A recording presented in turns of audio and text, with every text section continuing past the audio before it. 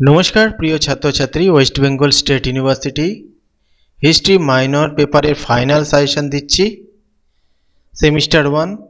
এই ইতিহাসের final suggestion দেওয়াটা একটু রিস্ক হয়ে যায়, কারণ এত কোশ্চেন রয়েছে, তার মধ্যে শর্টে সাজেশন করাটা খুবই কঠিন। মেন সাজেশন পড়লে তো অবশ্যই পরীক্ষায় আসবে। আর আরেকটা জিনিস বলে রাখছি যে শর্ট কোশ্চেনের সাজেশন, উত্তর, পিডিএফ সব আপলোড করা রয়েছে। আমি পোস্ট করেছি আজকেও, এর আগে আপলোড করা হয়েছে, সেটাকেই পোস্ট করে দিয়েছি। পিডিএফটা তোমরা ডাউনলোড করে নিও।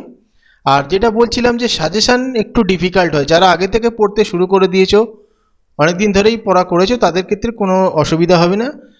তবে ইতিহাসের ফাইনাল সাজেশন একটু বেশি তো হবেই। তো যাই হোক, ওসব ফালতু কথা না বলে আলোচনা করি। মান 5-এর কোশ্চেন, যেটা গুরুত্বপূর্ণ এবারে, ঋক বৈদিক যুগে নারীদের অবস্থা কেমন ছিল।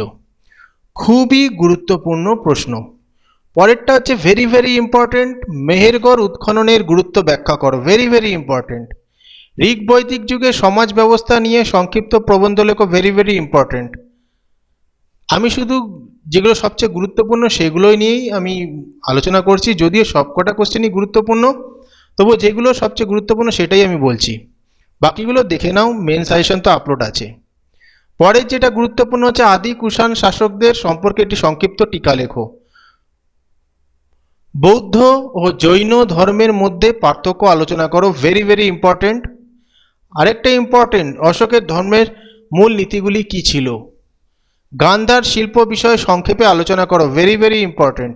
মান 10-এর জন্য পড়বে। ভেরি ভেরি ইম্পর্টেন্ট রয়েছে খ্রিস্টপূর্ব 6ষ্ঠ শতকে মগধ কিভাবে উত্তর ভারতের রাজনীতিকে নিয়ন্ত্রণ করেছিল, বা মগধের উত্থান, এরকম ভাবেও কোশ্চেন আসে। মান 10-এর জন্য পরের গুরুত্বপূর্ণ প্রশ্ন, প্রাচীন ভারতের ইতিহাসে সাহিত্যিক উপাদানের গুরুত্ব। Very very important. এটাকে অথবা দিয়েও আসতে পারে, প্রাচীন ভারতের রাজনৈতিক, অর্থনৈতিক, সামাজিক ইতিহাস বোঝার জন্য সাহিত্যিক উপাদানের গুরুত্ব আলোচনা করো। পরের গুরুত্বপূর্ণ প্রশ্ন, আদি বৈদিক যুগের সমাজ জীবন সম্পর্কে বর্ণনা করো। পরবর্তী বৈদিক যুগে তুমি কি ধরনের পরিবর্তন লক্ষ্য করো। পরের গুরুত্বপূর্ণ প্রশ্ন, সাতবাহনদের উৎপত্তি সম্পর্কে তুমি কি জানো। মৌর্য সাম্রাজ্যের পতনের কারণগুলি কি ছিল। Very very important. এই যে মৌর্য সাম্রাজ্যের পতনের কারণ। তারপর হচ্ছে হরপ্পা সভ্যতার পতনকে তুমি কিভাবে দেখবে। Very very important. হরপ্পা সভ্যতার পতনের কারণ, এভাবেও আসতে পারে। পরের গুরুত্বপূর্ণ প্রশ্ন, মৌর্য প্রশাসনের মুখ্য বৈশিষ্ট্যগুলি কি। পরের গুরুত্বপূর্ণ প্রশ্ন, মৌর্য সাম্রাজ্যের পতনের জন্য অশোক কতটা দায়ী ছিল। পরের গুরুত্বপূর্ণ প্রশ্ন, সম্রাট কনিষ্কের কৃতিত্ব বর্ণনা করো, বা ভারতবর্ষে কনিষ্কের শাসনের রাজনৈতিক ও সাংস্কৃতিক গুরুত্বের মূল্যায়ন করো। এই হলো ফাইনাল সাজেশন।